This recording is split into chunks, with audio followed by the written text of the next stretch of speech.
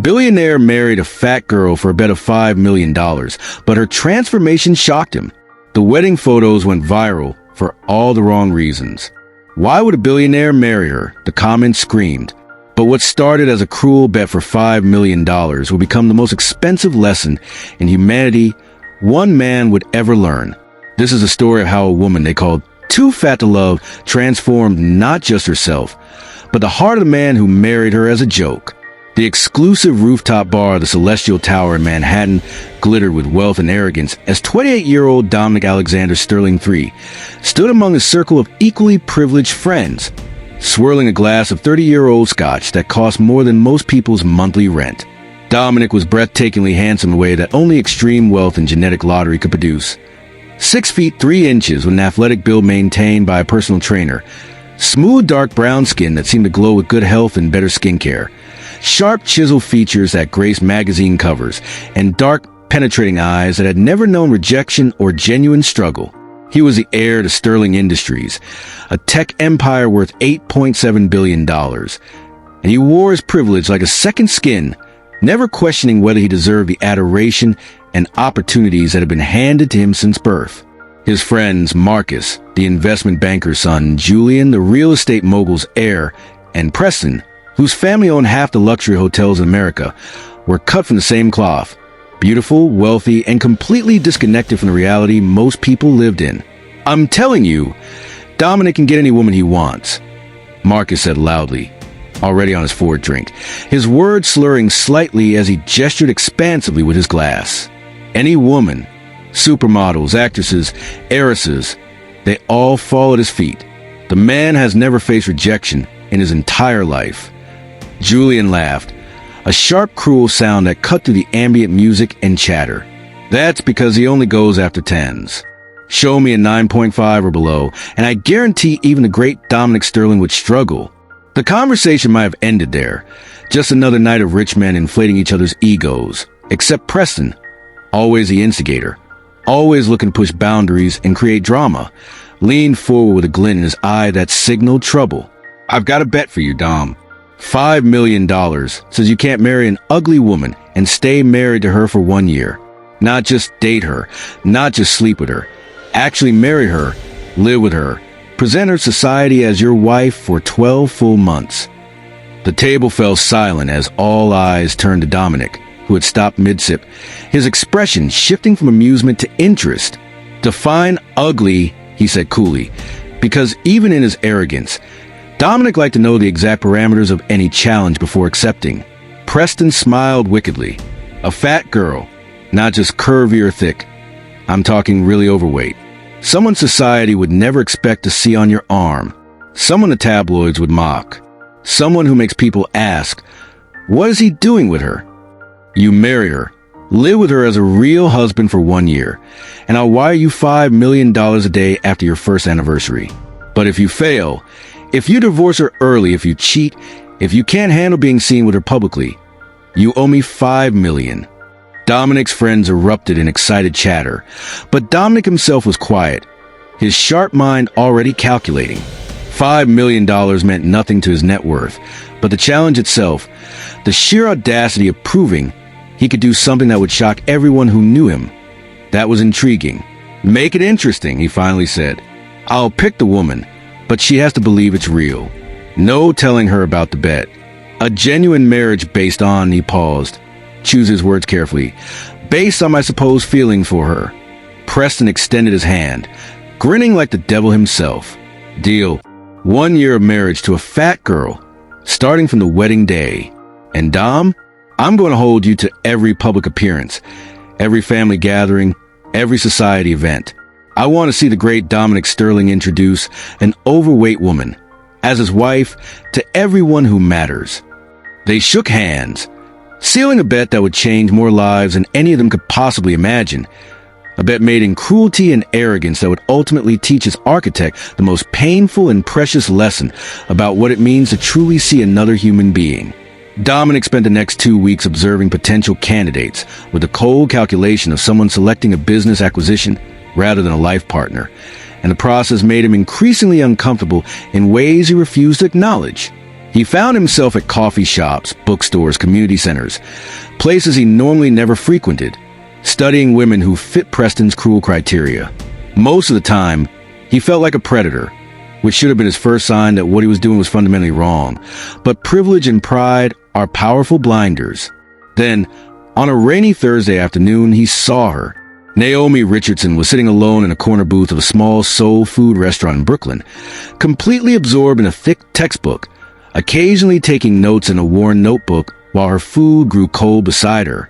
She was a plus-sized black woman, probably around 25 years old, with deep, rich, dark brown skin, a round, beautiful face with full cheeks, expressive dark eyes behind simple glasses, and natural hair pulled back in a practical ponytail. She wore simple clothes, an oversized cardigan over a plain dress, comfortable flats, that suggested someone who had long ago stopped trying to conform to society's beauty standards, or perhaps had never had the resources to chase them. But what struck Dominic, what made him pause in the doorway and actually see her rather than just categorize her, was her smile. Someone at a neighboring table had dropped their tray, food scattering everywhere, and while others looked on with annoyance or amusement, Naomi had immediately jumped up to help, her entire face transforming with genuine kindness as she knelt on the floor gathering scattered items and reassuring the embarrassed teenager who'd caused the accident. Dominic found himself walking over, his usual smooth confidence carrying him forward even as a small voice in his head, a voice he'd been ignoring his entire privileged life, whispered that what he was about to do was unconscionable. "That was kind of you," he said as Naomi returned to her seat, and she looked up at him with surprise that someone like him was speaking to someone like her, a look he'd seen countless times from people who correctly assessed the vast class difference between them, but that he'd never really registered until this moment. "It was nothing," she said softly, her voice warm and gentle, with an accent that placed her roots somewhere in the South. "Just helping out. We've all been there." She turned back to her textbook, clearly not expecting the conversation to continue, not reading his approach as romantic interest, because why would she? Men who looked like Dominic Sterling didn't approach women who looked like Naomi Richardson, not in her experience. But Dominic sat down across from her anyway, turning on a charm that had never failed him, deploying the smile that had graced magazine covers and made grown women stumble over their words. "I'm Dominic," he said, extending his hand across the table. "And I know this is forward, but I couldn't help noticing you, and I'd really like to get to know you better." Naomi's expression cycled through confusion, suspicion, and then a sad kind of resignation that broke something in Dominic's chest, even though he didn't yet understand why. "Is this a joke?" she asked quietly, glancing around as if expecting to see his friends filming this for some cruel prank. "Are you doing this on a dare or for social media or something? Because if you are, I'd appreciate it if you'd just leave me alone. I'm not interested in being somebody's entertainment." The accuracy of her assessment should have made Dominic walk away, should have penetrated his arrogance and made him recognize the cruelty of what he was doing, but instead only made him more determined to prove he could pull this off. To prove that his charm was so powerful, he could make even the suspicious, hurt woman believe that his interest was genuine. Over the next 6 weeks, Dominic pursued Naomi with the same strategic brilliance he applied to business deals, carefully researching her life, her interests, her dreams, and using that information to craft a persona she couldn't resist. He learned that she was 26 years old, working 2 jobs while finishing her master's degree in social work at City University, that she lived in a tiny studio apartment in a neighborhood his friends would never visit, that she sent money home every month to her mother in Alabama, who was struggling with medical bills, and that she had been heavy her entire life, enduring bullying, discrimination, and rejection that had made her wary, but somehow hadn't crushed the inherent kindness and optimism that seemed to radiate from her core. Dominic showed up at her coffee shop job of flowers, accidentally ran into her at the library where she studied, took her to moderately priced restaurants where he pretended to be a regular businessman rather than a billionaire, carefully crafting a romance that felt achievable and real to her rather than like a fairy tale that would inevitably end badly. And despite her initial suspicion, despite every self-protective instinct telling her that men who looked like Dominic didn't genuinely fall for women who looked like her, Naomi slowly began to believe that maybe, just maybe, she had found someone who saw past her size to the person she was inside. "You're different from anyone I've ever dated," Dominic told her on their 2-month anniversary. sitting on a bench in Central Park as autumn leaves fell around them. And the terrible irony was that this statement was completely true, even though his reasons for pursuing her were built entirely on deception. You're real. You're kind. You don't care about status or money or appearances. You see people, really see them, in a way most people in my world never do. Naomi leaned her head on his shoulder, her eyes shining with tears of happiness that made Dominic feel like the worst human being on earth, even as he continued with his plan. I never thought someone like you would want someone like me, she admitted quietly. I've spent my whole life being invisible or being mocked. Do you know what it's like to walk into a room and see people's eyes just skip right over you? Or worse, to see them look at you with disgust or pity. I learned a long time ago to find my worth in other things, in my work, in helping people, in my faith. But I'd be lying if I said I didn't dream of being loved for who I am, all of me, without conditions or shame. Dominic felt something crack in his chest, some awareness trying to break through his carefully maintained emotional walls, but he pushed it down and kissed her forehead gently. You deserve to be loved exactly as you are, he said, and somewhere deep inside, in a place he didn't want to examine, he meant it. 3 months after their first meeting, Dominic proposed with a modest ring he'd carefully selected to match the careful middle-class persona he'd created, kneeling in her tiny apartment surrounded by her textbooks and secondhand furniture, watching her face transform with joy and disbelief. Trying not to think about the fact that this entire relationship was built on a foundation of lies and cruelty. Trying not to acknowledge that the woman crying tears of happiness in front of him had no idea she was just a pawn in a game played by men who had never wanted for anything in their entitled lives. The wedding took place 3 months later in a small community church in Brooklyn, and it was the first time Dominic's two worlds truly collided in a way he couldn't control or manage. Naomi had wanted something simple, intimate, just family and close friends. But Dominic had insisted on inviting his parents and social circle, ostensibly because he wanted to share his happiness with everyone he cared about, but really because Preston's bet required public acknowledgement of the marriage. The look on his mother's face when she first saw Naomi, Elena Sterling, with her size 2 figure maintained by personal chefs and twice daily workouts, her designer clothes and diamond jewelry, her entire existence built around maintaining appearances, was a masterclass in controlled horror. Dominic, darling, might I have a word? She'd said through clenched teeth, pulling him aside before the ceremony. What are you doing? Is this some kind of phase?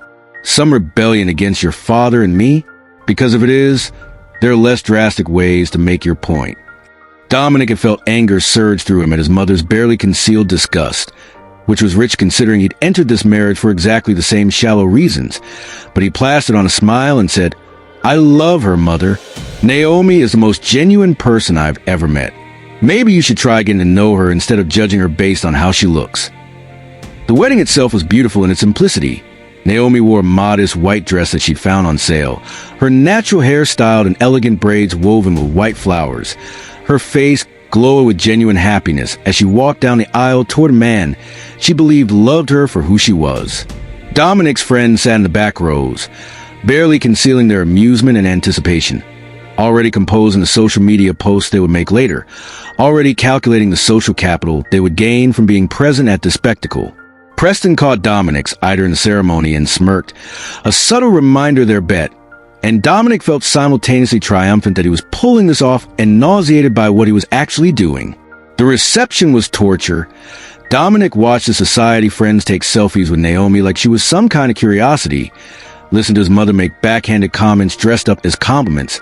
Oh, you have such a pretty face. And it's so refreshing to meet someone who doesn't care about appearances.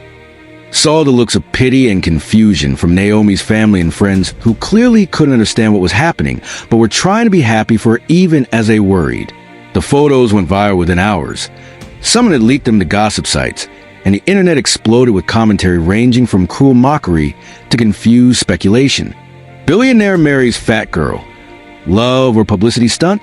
Read one headline. Dominic Sterling's shocking wedding. What was he thinking? Screamed another. The comments were even worse. She must give amazing head. He's probably into feeders. This has to be some kind of bet. She'll never keep him. He'll be cheating within months, and on, thousands of strangers feeling entitled to comment on Naomi's body, her worth, her right to be loved by someone society deemed out her league. Dominic watched Naomi's face as she scrolled through her phone that night in their hotel room, saw the joy drain from her eyes to be replaced by hurt and humiliation, and for the first time, he felt the full weight of what he'd done. The cruelty of using another human being's heart and dignity as entertainment for himself and his friends. Moving into Dominic's penthouse apartment was Naomi's first real glimpse into the extent of his wealth, and the revelation left her feeling disoriented and overwhelmed in ways she struggled to articulate. "You told me you worked in tech," she said slowly, standing in the marble foyer of a home that occupied the entire top floor of one of Manhattan's most exclusive buildings, with floor-to-ceiling windows overlooking Central Park, original artwork that belonged to museums, and furniture that each cost more than a year of her rent. "You said you did well, but this is..." "Dominic, who are you really?" Dominic had prepared for this conversation, had crafted explanations about family money and lucky investments, downplaying his actual net worth, while admitting to enough wealth that the penthouse made sense. "I didn't want my money to change how you saw me," he said, which was perhaps the first genuinely honest thing he'd said to her since they met. "I wanted you to know me as just Dominic, not as Dominic Sterling the billionaire, not as someone you might want for what I could give you materially. I wanted what we had to be real." The irony of this statement, that nothing about their relationship was real except their feelings, hung in the air between them. But Naomi, still believing in the fairy tale, chose to accept his explanation, chose to believe that his deception came from a place of wanting authentic connection rather than from a place of viewing her as a bet to be won. The first months of their marriage followed a pattern that Dominic had not anticipated. Instead of feeling like an acting job or a temporary inconvenience, living with Naomi started to feel comfortable in ways that terrified him. She would leave little notes for him in the mornings before she left for class, reminding him to eat breakfast or wishing him luck with important meetings.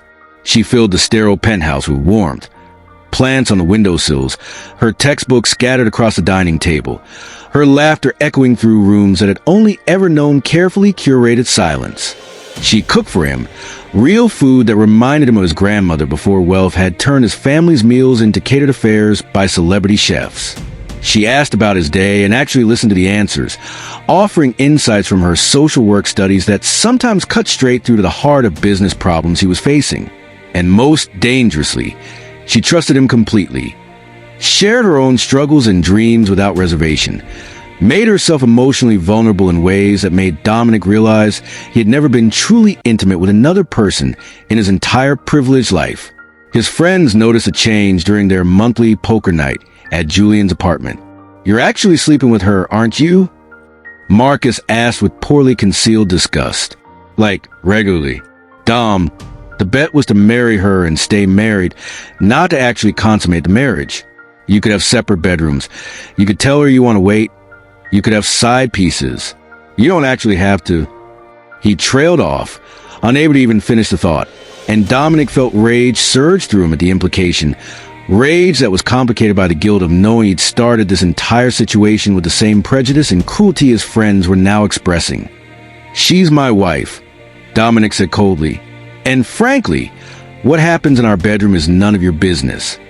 But later that night, lying next to Naomi's sleeping form, listening to her soft breathing and feeling the warmth of her body beside his, Dominic forced himself to confront an uncomfortable truth.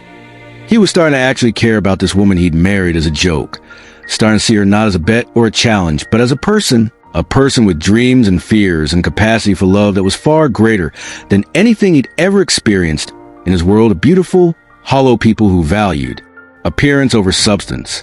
The change started so gradually that Dominic almost didn't notice it at first, but looking back later, he would identify the catalyst as a Thursday evening about 4 months into their marriage. Naomi had come home from her internship at a domestic violence shelter in tears, and when Dominic asked what was wrong, she'd broken down completely, telling him about a client, a woman who'd been told by her abuser that she was too fat, too ugly, too worthless for anyone else to ever want her, and who had almost gone back to him because she believed those lies. "I wanted to help her see that her worth isn't determined by her size or by whether some man wants her," Naomi sobbed. "But how can I convince her of something I struggle to believe about myself?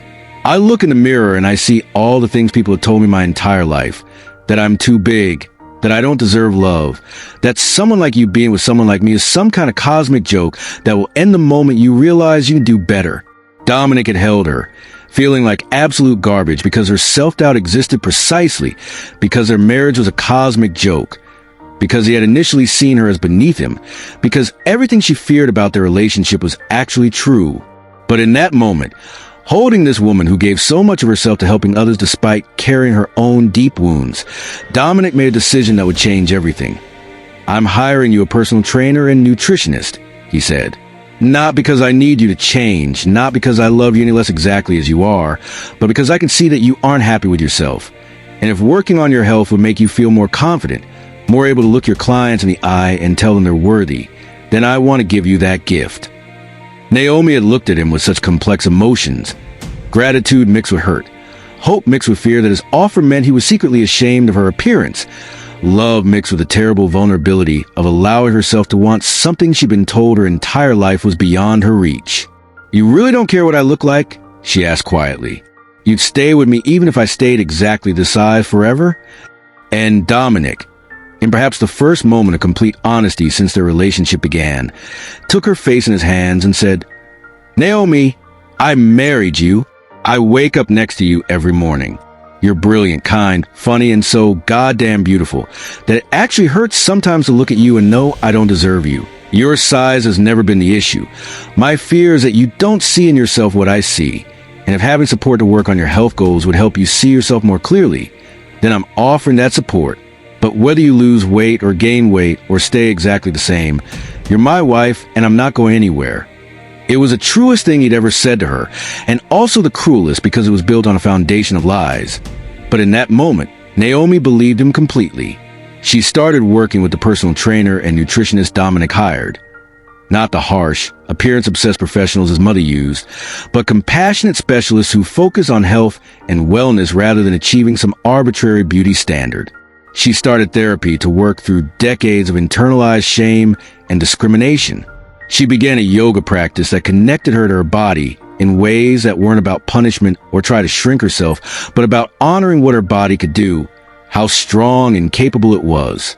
And slowly, gradually, Naomi Richardson Sterling began a transformation that had nothing to do with the numbers on a scale and everything to do with finally learning to love and value herself. 7 months into the marriage, Dominic's world started to crack in ways he couldn't control or anticipate. The first fracture came at his parents' annual charity gala, one of the social events of the season where Manhattan's elite gathered to write tax-deductible checks and congratulate themselves on their philanthropy.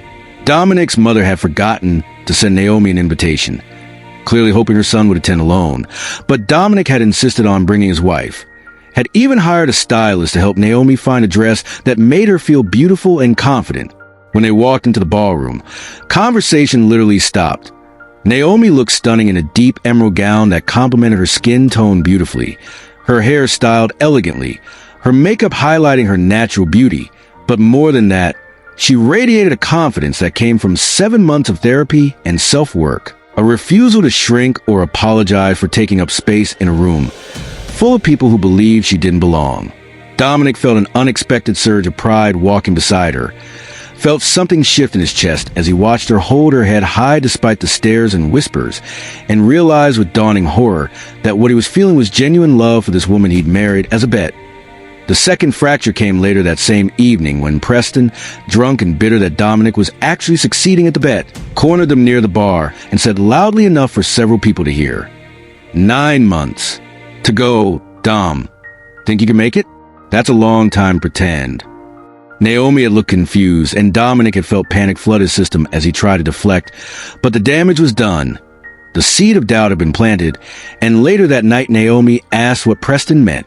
Dominic had lied smoothly, said Preston was just being an asshole about some business deal, but he could see that Naomi didn't quite believe him, could see the wheels turning in her brilliant, intuitive mind.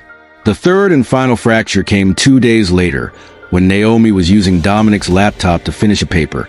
Her own computer had died, and accidentally clicked on an email thread between Dominic and Preston from a week before the wedding.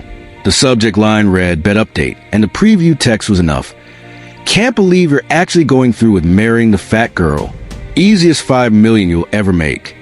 Naomi's hand shook as she clicked open the full thread, reading months of messages between Dominic and his friends, seeing her referred to as the mark and the target.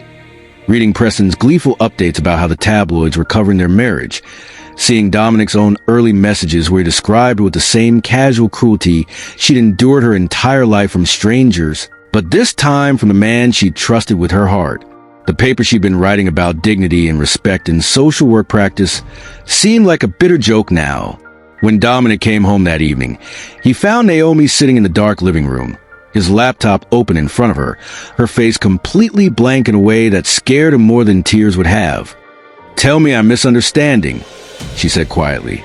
"Tell me there's some explanation for these emails that makes sense. Please."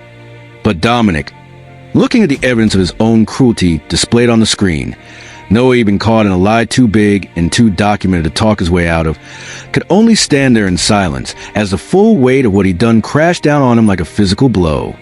"It started as a bet," Dominic finally said, the words feeling like broken glass in his throat, watching Naomi's face as he confirmed her worst fears. "Preston bet me $5 million that I couldn't marry someone society would never expect to see me with and stay married for a year. Someone overweight. Someone people would mock me for being with. I was supposed to prove I could do it, that my charm was powerful enough to make anyone believe I loved them. And I chose you because..." He couldn't finish, couldn't voice the cruel calculation that had gone into selecting her as his target. But he didn't need to. Naomi's expression told him she understood perfectly. She stood up slowly, like a woman who just learned she was living in a house built on quicksand and was now watching it sink beneath her feet. "You married me as a joke," she said, her voice flat and emotionless in a way that was somehow worse than screaming would have been. "Everything. Our first meeting, the courtship, the proposal, the wedding, these 7 months of what I thought was the happiest time of my life. All of it was just you winning a bet. You looked at me, at a woman who has been mocked and dismissed and made to feel worthless her entire life because of her size, and you saw an easy mark. Someone so desperate to be loved that she never questioned why a man like you would want a woman like me." Dominic wanted to protest, wanted to explain that things had changed, that what he felt for her now was real, that he'd fallen in love with her despite his original cruel intentions. But every word that came to mind felt inadequate and self-serving. "Naomi, I know I can't make this right. What I did was unconscionable. But I need you to know that what I feel for you now is real. Somewhere along the way, this stopped being about the bet and became about you. I love you. I know I have no right to say that after what I've done, but it's true. I love your kindness, your strength, your brilliant mind, the way you see people, the way you've changed me. Stop." Naomi's voice was sharp now, cutting through his words. "You don't get to do this. You don't get to tell me you love me after admitting you married me as entertainment for your rich friends. You don't get to talk about how I've changed you when you use my insecurities, my lifetime of being told I was too fat to deserve love, as a weapon to manipulate me. Do you have any idea what you've done?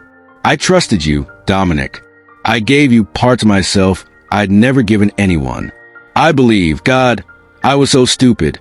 I believe that you saw past my size to who I really was, that I finally found someone who loved me for me. But you never saw me at all, did you? You just saw a fat girl desperate enough to believe your lies." She was crying now, huge shaking sobs that tore through her body, and when Dominic moved to comfort her, she recoiled like his touch was poison. Don't you dare touch me. You don't have the right. Not anymore. Not after this." She grabbed her phone and her purse, heading for the door, and Dominic felt genuine panic for the first time in his privileged life. "Where are you going?" "Naomi, please, we need to talk about this. I can make this right." But she turned at the door, and the look she gave him was so filled with pain and betrayal that he physically stepped back. "Make it right? Make it right? Dominic, you made me fall in love with a person who doesn't exist. You made me believe I was worthy of love, only to prove that I was right all along. I was never good enough. I was just a joke. A bet. A story you and your friends will laugh about over drinks. There's no making this right. There's just..." Her voice broke completely. "There's just the truth that the best thing that ever happened to me was actually the cruelest thing anyone has ever done to me. And I have to live with that now. I have to live with knowing that I was right to never trust that someone could love me, that every instinct telling me you were too good to be true was correct, and I ignored all of it because I wanted so badly to believe in a fairy tale." She walked out, leaving Dominic standing alone in the penthouse that suddenly felt like a prison of his own making. Naomi moved back to her tiny studio apartment that night, the space she'd given up when she married Dominic, the place that now felt simultaneously like a refuge and a monument to her own foolishness. Her roommate had rented it out while Naomi lived in the penthouse, but the new tenant was willing to break the lease after hearing an abbreviated version of Naomi's story, though Naomi couldn't bring herself to share the full, humiliating truth about the bed. She lay on her old bed in the dark, feeling like her entire sense of self had been shattered. The work she'd done over the past 7 months, the therapy, the self-acceptance, the slowly building confidence, all it felt like it had been built on sand, because it had been motivated partly by wanting to be a better version of herself for a husband who had never actually valued her in the first place. Her phone buzzed constantly with calls and texts from Dominic that she ignored, but she couldn't ignore the internet.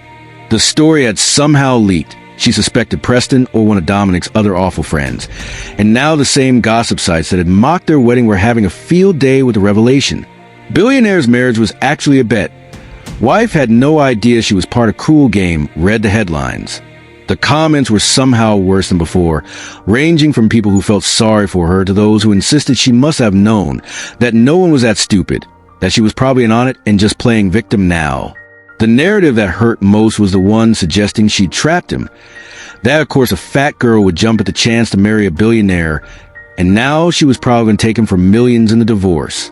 The idea that anyone thought she'd wanted this, that she'd knowingly participated in her own humiliation, made Naomi want to disappear entirely. Her professors at the university were understanding when she asked for extensions on her coursework. Her clients at the domestic violence shelter were compassionate when she took a leave of absence, but the kindness of others somehow made it worse. She could see the pity in their eyes, the unspoken question, "How did you not know?" Her mother called from Alabama, having seen the news, her voice tight with protective anger. "Baby, come home. Come home where people love you and we'll get through this together. That man doesn't deserve one more second of your thoughts." But Naomi couldn't leave. Not yet. Because leaving felt like admitting defeat, like proving that she really was a pathetic, desperate woman everyone thought she was. Meanwhile, Dominic was experiencing his own reckoning. His parents were furious, not because he'd hurt Naomi, but because the scandal was affecting Sterling Industries' stock price and the family's social standing. His mother actually said, "This is what happens when you try to be clever and marry beneath your class." And Dominic had to walk away before he said something unforgivable. His friends scattered like cockroaches in light. Preston suddenly wasn't returning calls. Marcus and Julian acted like they barely knew him, all of them desperate to distance themselves from the scandal now that had become public. But the worst punishment came from his own conscience. Dominic found himself unable to sleep, haunted by the memory of Naomi's face when she'd learned the truth, replaying every moment of their relationship and seeing it through her eyes. Every kindness he'd shown her had been calculated manipulation. Every "I love you" had been a lie. Every moment of what she thought was genuine connection had actually been a performance. He'd taken a good, kind, brilliant woman who had survived a lifetime of cruelty and discrimination with her heart still open, and he'd weaponized her vulnerability against her for $5 million he didn't need and bragging rights among friends who weren't worth having. 2 weeks after the truth came out, Dominic received an unexpected visit at his office. His assistant buzzed him with barely concealed excitement. "Sir, there's someone here to see you. She says it's urgent, and she's not leaving until you talk to her." Before Dominic could respond, the office door burst open, and there stood Naomi's mother, Dolores Richardson, a formidable woman in her late 50s with the same beautiful dark skin as her daughter, wearing her Sunday best and an expression that made Dominic's high-powered security team look like children. "Mrs. Richardson, Dominic began, standing from his desk, but Dolores held up one hand in a gesture that commanded instant silence. "You will listen, not speak," she said, her Alabama accent strong and her tone leaving no room for argument. "My daughter is at home, broken in ways I haven't seen since she was a little girl coming home from school, crying because other children called her fat and ugly.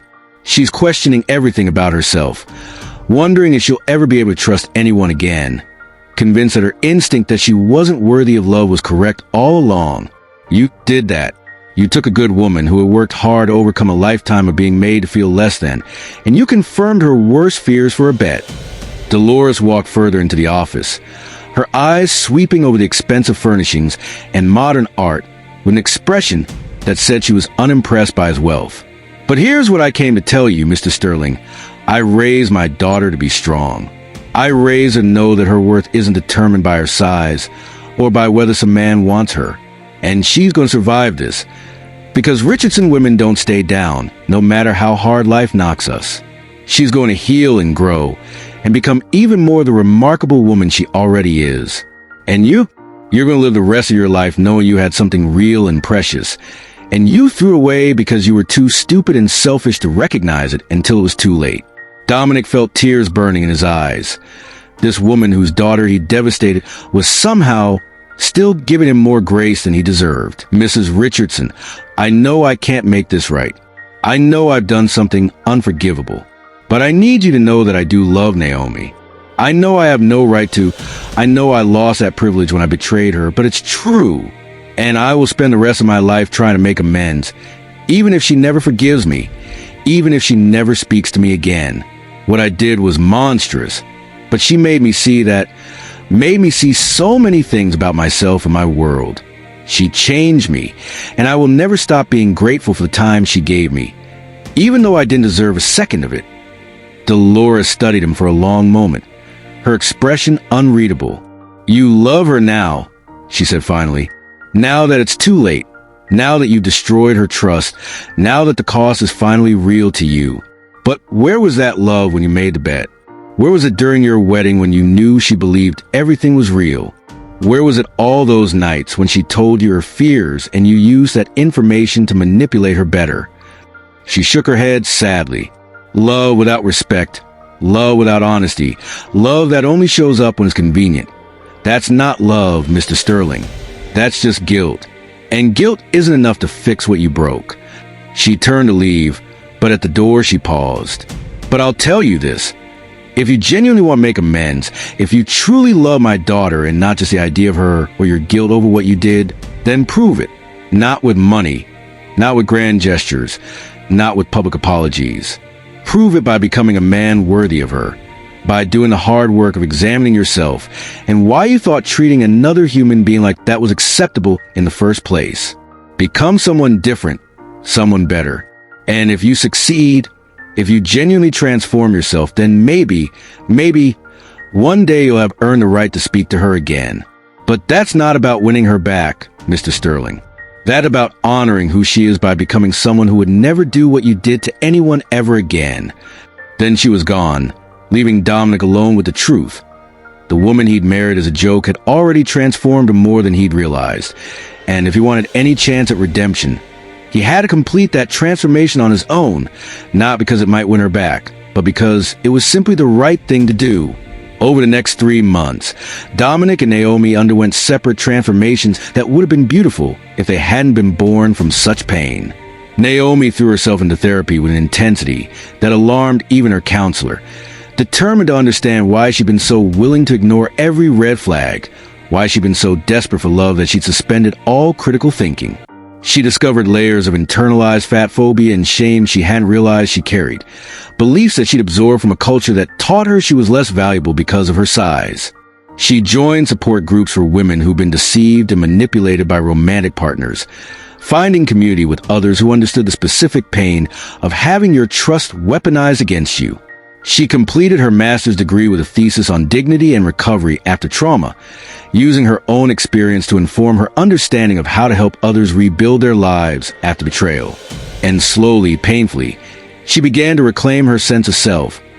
Not the self that existed because Dominic had told her she was worthy, but an intrinsic worth that couldn't be given or taken away by anyone else's opinion or actions.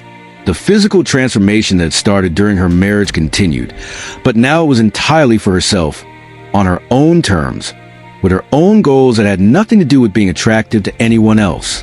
She worked with her trainer to build strength and endurance, signed up for a 5K race and trained religiously, discovering a love of running that had nothing to do with weight loss and everything to do with the meditative piece of movement and the joy of setting and achieving goals through her own effort. She cut her hair into a short, natural style that made her feel powerful and beautiful, updated her wardrobe to clothes that fit her changing body, but more importantly express her own style, rather than trying to hide or apologize for her size. She started a blog about her experience, without naming Dominic, that went viral and connected her with thousands of women who'd had similar experiences of being made to feel unworthy of love because of their bodies. Meanwhile, Dominic was doing his own painful work. He fired his entire social circle, telling Preston, Marcus, and Julian that their friendship was over and that the bet was canceled. He didn't want the $5 million. Didn't want anything that connected him to the cruelest thing he'd ever done. He started therapy himself, working with a counselor who specialized in privilege, entitlement, and accountability, forcing himself to examine how his wealth and status had insulated him from consequences and allowed him to see other people as objects for his entertainment rather than as full human beings. He volunteered at the same domestic violence shelter where Naomi had interned, doing humble work like cleaning and maintenance, listening to stories of women who'd been used and discarded by men who sounded uncomfortably like his former self.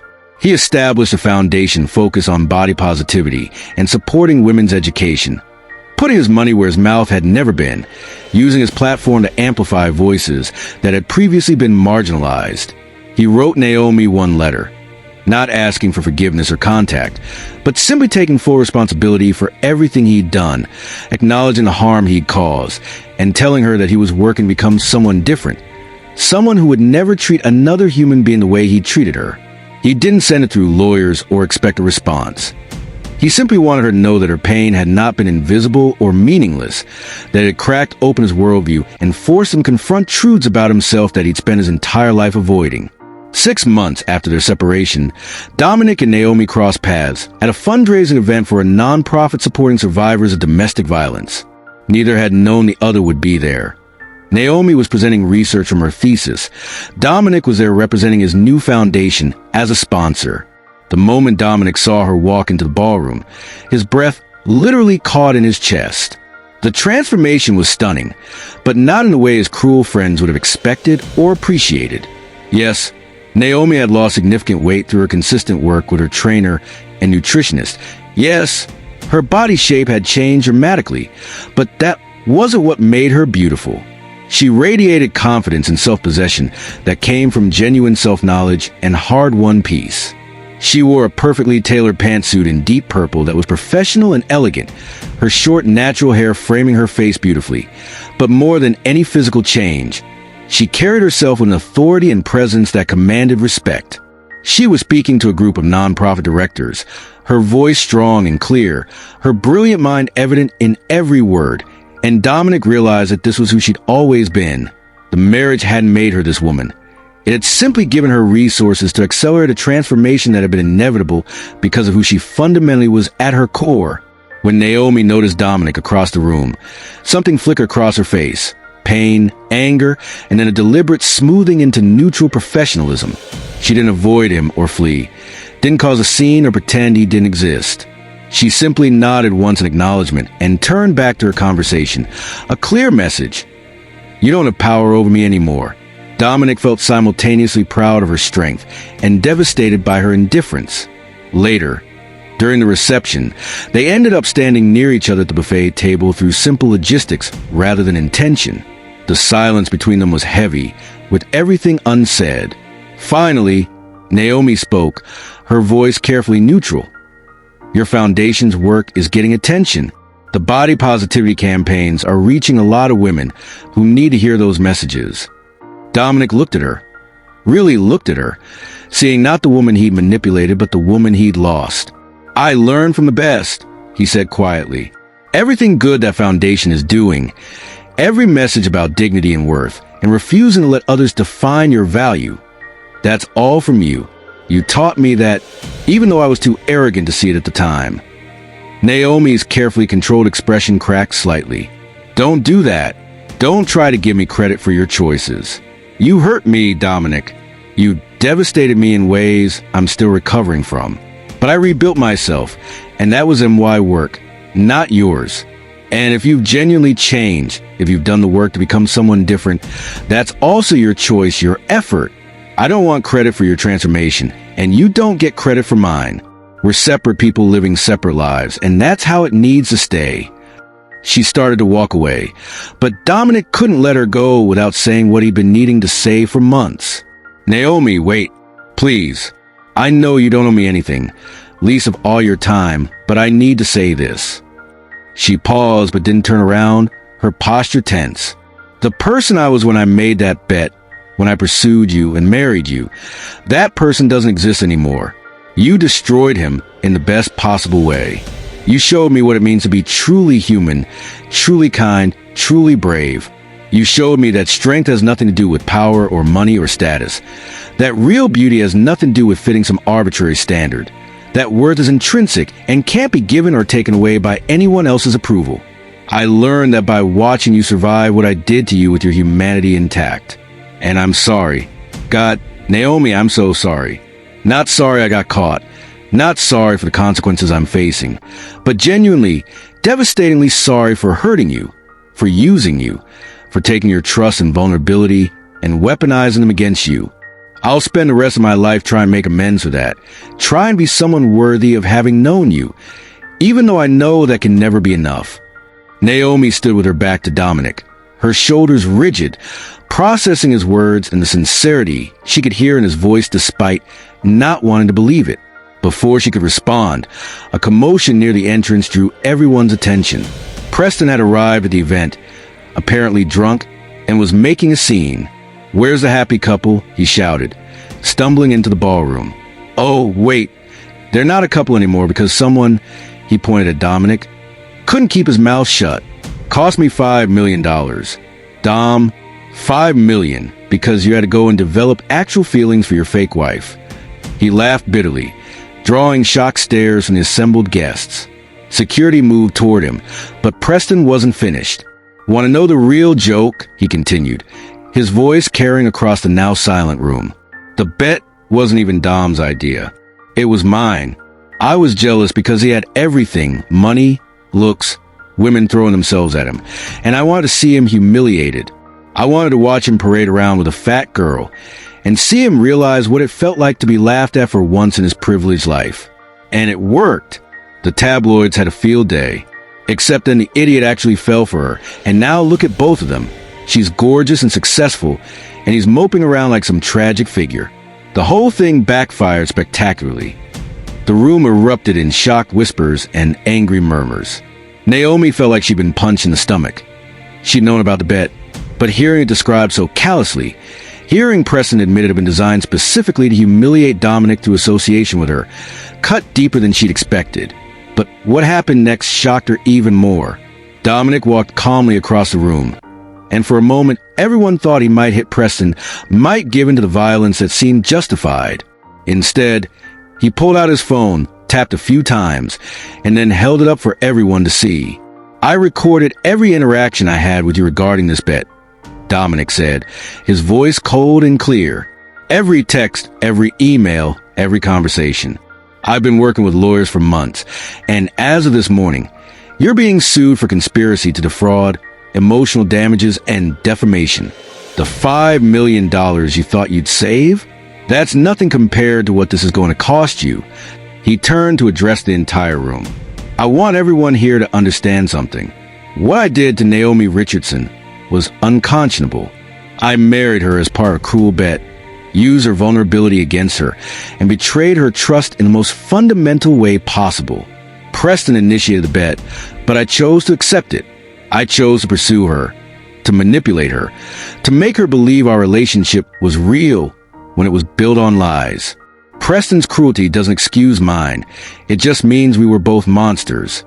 He looked directly at Naomi now, his eyes shining with tears. But Naomi did something incredible. She survived what I did to her with her humanity intact. She turned her pain into purpose, her betrayal into strength. She became living proof that worth isn't determined by size or by whether someone loves you, that you can be devastated and still rebuild yourself into something stronger and more beautiful than before. And she inspired me to try to become someone different, someone who would never treat another human being as disposable entertainment. I don't deserve her forgiveness, and I'm not asking for it. But I will spend the rest of my life making sure that what she went through results in positive change for other women who've been made to feel unworthy, for men who need to examine their own privilege and entitlement, for a society that needs to radically rethink how we value human beings. They treated you as if you weren't human, as if your pain was entertainment, and I wanted them to face actual consequences for that cruelty. He looked down at his hands. I also kept records because I never wanted to be able to lie to myself about what I'd done.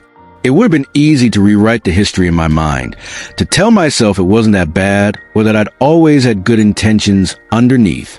The recordings keep me honest. They remind me of who I was, so I can measure whether I'm actually becoming someone different or just performing change for an audience.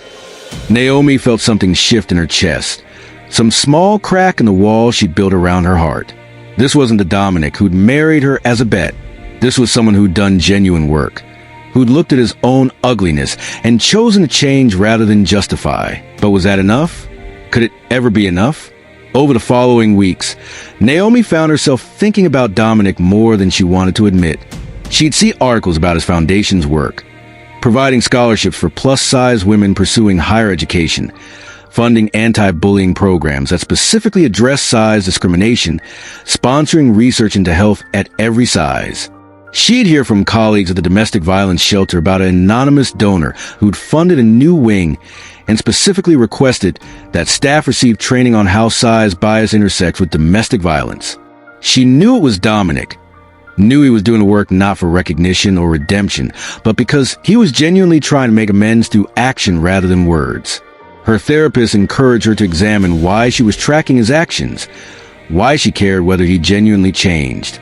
You're allowed to acknowledge that someone who hurt you has grown without having to forgive them or let them back into your life, Dr. Williams said during one of their sessions. Transformation is real and beautiful, but it doesn't erase harm. You can hold both truths. He was a monster who devastated you, and he's become someone different who's doing real good in the world. Neither truth cancels out the other. But the complexity of those dueling truths became impossible to ignore 3 months after the fundraiser, when Naomi received an invitation to speak at a body positivity conference as a keynote speaker, with a 5-figure speaking fee that would allow her to quit one of her 2 jobs and focus on completing her doctorate. The invitation came from Dominic's foundation, but it was clear from the formal, professional tone that they weren't expecting her to have contact with him, weren't trying to manipulate her into seeing him. They simply wanted her voice and her story to be part of their work. Naomi agonized over the decision. Accepting meant tacitly approving of Dominic's foundation and his transformation. Declining meant potentially missing an opportunity to help other women simply because her ex-husband's money was funding it. In the end, she accepted, but she wrote a clear email stating that her acceptance was professional, not personal, that she expected complete boundaries, and that she was participating because the cause mattered, not because she'd forgiven anyone. The conference was powerful. Hundreds of women sharing stories of discrimination, reclaiming their dignity, building community around radical self-acceptance. Naomi's keynote address brought the entire ballroom to tears as she spoke about her experience, about being used and betrayed, about the hard work of rebuilding, about learning that worth is intrinsic and unshakable. She didn't name Dominic, but everyone knew the story. After her speech, during the reception, the foundation director approached her with a message. Mr. Sterling wanted you to know that he's not here today. He thought his presence would take attention away from the speakers and make you uncomfortable, but he asked me to give you this. She handed Naomi a sealed envelope. Naomi waited until she was alone in her hotel room to open it. Inside was a check for $5 million. The exact amount Preston's bet, made out to her personally, not to a charity or organization. And a letter. Naomi, this is the money Preston owed me for winning the bet. I never cashed his check, never wanted a single dollar that came from using you. I'm giving it to you because you're the one who paid the real price for my cruelty. Use it however you want. Fund your doctorate. Start your own organization. Donate it. Burn it. It's yours without conditions or strings. I'm not trying to buy forgiveness or ease my guilt. I just want you to have some tangible acknowledgement that what I did cost you something real, and you deserve compensation for that pain. You were right when you said we're separate people living separate lives. I'm not asking to be part of yours. I'm just trying to honor who you are by making sure your brilliance and your work have the resources they deserve. You transform my entire understanding of what it means to be human. Thank you for that gift, even though I obtained it through theft and betrayal. I hope you continue to thrive and find joy and build the beautiful life you deserve. With respect and lasting remorse, Dominic. Naomi sat on a hotel bed, staring at the check-in letter, feeling emotions she couldn't name. This wasn't manipulation. It was restitution. This wasn't trying to win her back. It was releasing her completely while acknowledging the debt he owed. And somehow, that made everything more complicated. Naomi deposited the $5 million and used part of it to fund her doctorate program, part to establish a scholarship fund for plus-size women of color pursuing careers in social work, and part to help her mother retire from the factory job that had been breaking her body for 30 years. Each use of the money felt like reclaiming power. She was taking something born from cruelty and transforming it into genuine good, proving that she could take even his worst act and make it serve purposes he'd never intended. Her life flourished in ways that had nothing to do with Dominic Sterling. She completed her doctorate in record time, her dissertation on dignity and recovery after intimate betrayal becoming required reading in social work programs across the country. She was offered a tenure-track position at Columbia University, teaching future social workers about ethics, boundaries, and seeing the full humanity of clients. She dated occasionally, good men who respected her and saw her worth, though she found it difficult to fully trust, difficult to believe that anyone's interest in her was genuine rather than part of some hidden agenda. The scars Dominic had left were deep, written into her nervous system in ways that therapy could heal but never fully erase. Meanwhile, through mutual professional connections and occasional glimpses on social media, Naomi learned that Dominic's transformation had continued and deepened. He'd stepped down as CEO of Sterling Industries, putting professional management in place and using his time to work directly with the foundation he'd established. He'd become an advocate for examining privilege and accountability, speaking openly about his own past cruelty and the work required to become someone different. He dated no one, according to society pages that used to cover his every romantic move. Manhattan's most eligible bachelor, now Manhattan's most determined monk, read one headline. His former friends have been socially excommunicated from their elite circles after the recordings of their conversations about the bet became public, with Preston facing multiple lawsuits and Julian and Marcus becoming pariahs in the world they'd once dominated. But Dominic himself hadn't tried to escape consequences. He'd owned his role completely, refused to minimize or justify, and worked tirelessly to make amends through action. 2 years after their separation, Naomi received an unexpected call from Dominic's mother, Elena Sterling. Dr. Richardson, I know I have no right to ask for your time, but I'm hoping you'll meet with me. There's something I need to say to you in person. Against her better judgment, Naomi agreed and found herself sitting in an upscale tea room across from the woman who'd once looked at her with barely concealed disgust. Elena looked older than Naomi remembered, her perfectly maintained facade showing cracks that spoke to genuine distress. I owe you an apology, Elena said without preamble. Actually, I owe you many apologies. I was horrified when Dominic first introduced you, not because of anything about you as a person, but because you didn't fit the image I had of who should be associated with our family. I was shallow, cruel, and I contributed to the culture that made my son think using another person for entertainment was acceptable. Since everything came to light, I've been in therapy myself, examining how my values and my parenting created the man who could do what Dominic did to you. And I want to tell you directly, you deserve better. You deserve respect and dignity, and I failed to give you either. I'm sorry. The conversation with Elena was still fresh in Naomi's mind 3 weeks later, when she received a frantic call at 2 a.m. from an unknown number. Dr. Richardson, this is Mercy General Hospital. You're listed as an emergency contact for Dominic Sterling. He's been in a serious car accident. He's stable but asking for you. You're under no obligation, come, but... Naomi didn't hear the rest.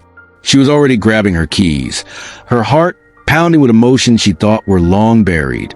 The drive to the hospital felt endless, her mind racing with conflicting thoughts.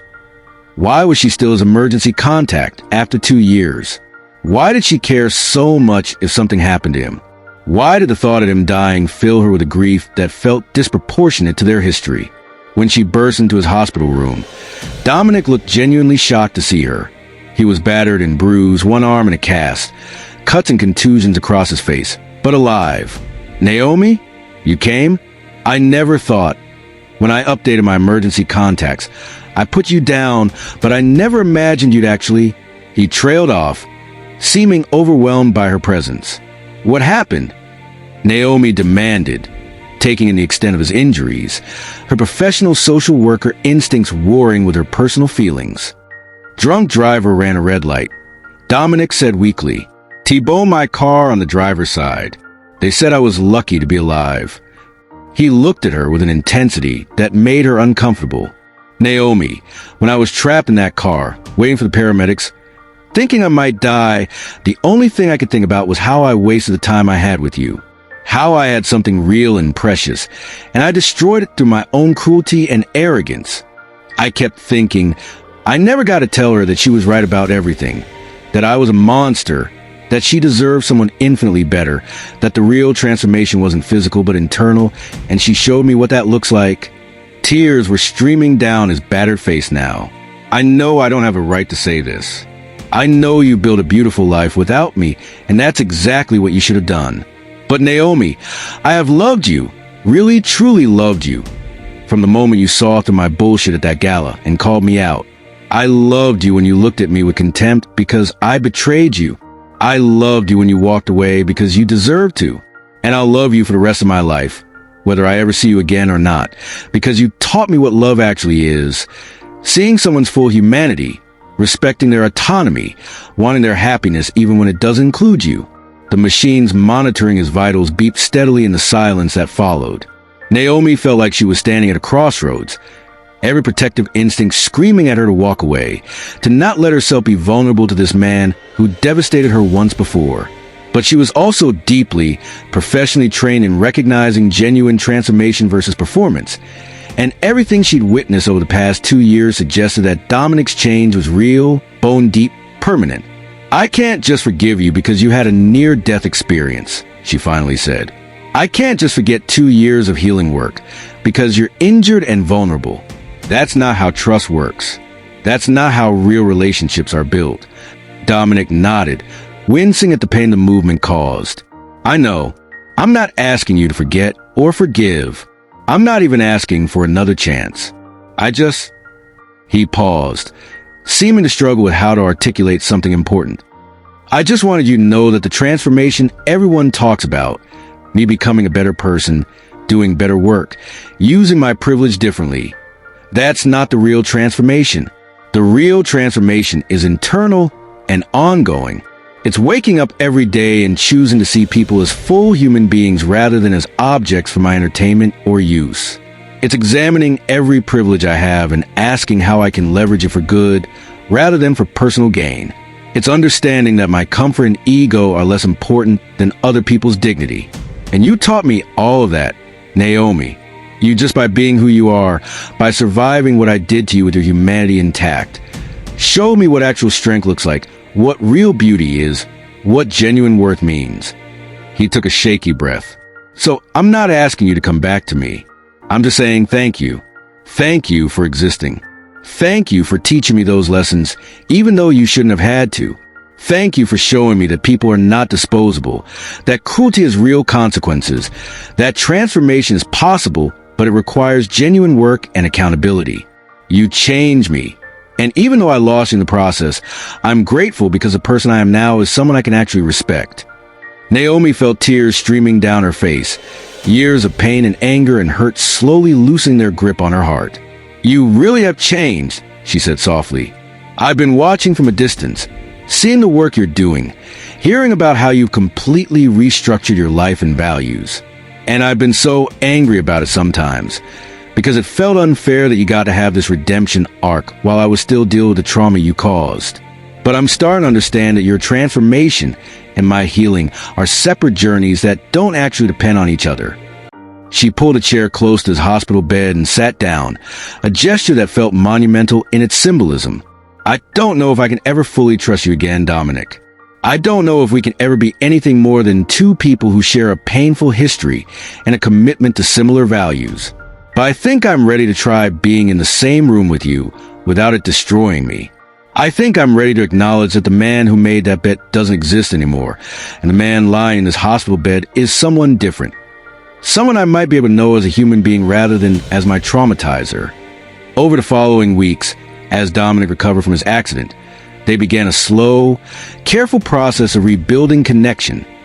Not as lovers, not even really as friends initially, but as two people committed to honesty and mutual respect. They met for coffee once a week, conversations that were sometimes painful, sometimes healing, always honest. Naomi set clear boundaries. No romantic overtures, no grand gestures, no assumptions about where this was leading. And Dominic respected every single boundary. Showed up consistently, did the work of proving through action rather than words that his transformation was genuine and permanent. 1 year after the accident, on what would have been their 4th wedding anniversary, they sat together in the same park where Dominic had once proposed with lies and manipulation. "Do you remember what you said to me that day?" Naomi asked, looking at the bench where he'd knelt. "You said I deserved to be loved exactly as I was. It was true, but you weren't capable of giving me that love at the time. You saw me as a challenge, a bet, a way to prove something to your awful friends." Dominic nodded, the memory clearly painful. "I remember thinking even then that I was lying, that I didn't really see you as fully human. The transformation I've undergone isn't just about treating you better. It's about recognizing that my worldview was fundamentally broken. I saw people as existing on a hierarchy with me at the top, and anyone who didn't fit certain arbitrary standards as less valuable. You shatter that worldview just by being yourself, by forcing me to recognize that the standards I've been using to judge worth were meaningless." Naomi reached out and took his hand, the first time she'd initiated physical contact in 2 years. "I forgive you," she said quietly. "Not because you've earned it or because enough time has passed, but because carrying the weight of what you did to me has become heavier than the freedom of releasing it. I forgive you for me, not for you. And I want you to know that the transformation I've gone through is also real. I'm not the woman you married anymore. I'm stronger, clearer about my worth, more boundaried, less willing to accept less than I deserve. If we're going to try again, and I'm not saying we are, I'm just saying if it will be two completely different people building something entirely new." Dominic squeezed her hand gently. "I would like that chance, if you're willing to give it, but only on your terms, at your pace, with complete freedom for you to walk away at any point if it's not right. Because the real transformation isn't about winning you back. It's about becoming someone who would never treat anyone the way I treated you, regardless of whether that person is you or a stranger on the street. My love for you now isn't about possession or ego. It's about genuine respect, admiration, and gratitude for who you are and what you've taught me." 3 years after their divorce was finalized, Dominic and Naomi stood together at a fundraising gala for a scholarship fund, established with $5 million, but run entirely by her vision and values. They weren't married again, weren't even officially dating, but they were partners in the truest sense. Two people who had walked through fire, who had done the hard work of genuine transformation, who had learned that real love isn't about grand romantic gestures or physical transformation, but about consistent respect, honest communication, and the daily choice to see and honor another person's full humanity. The tabloids that had once mocked their wedding now ran headlines like, "From Bet to Better, How Dominic Sterling and Naomi Richardson Transformed Pain into Purpose." But the real story wasn't about redemption or forgiveness or even love. It was about two people who had learned the hardest lesson life can teach. That every human being deserves dignity. That transformation is possible but requires genuine work and accountability. That hurt can become healing if we're willing to do the painful work of examining ourselves honestly and choosing to become better versions of who we are. Naomi looked at Dominic across the ballroom, catching his eye, and smiled. Not the uncertain smile of the woman who'd once believed she wasn't worthy of love, but the confident smile of someone who knows her worth is intrinsic and unshakable. Someone who had survived betrayal and emerged stronger. Someone who had taken the worst thing that ever happened to her and transformed it into purpose and power. And that transformation, hers, not his, was the real miracle of their story. This story is a reminder that transformation is possible but requires genuine accountability.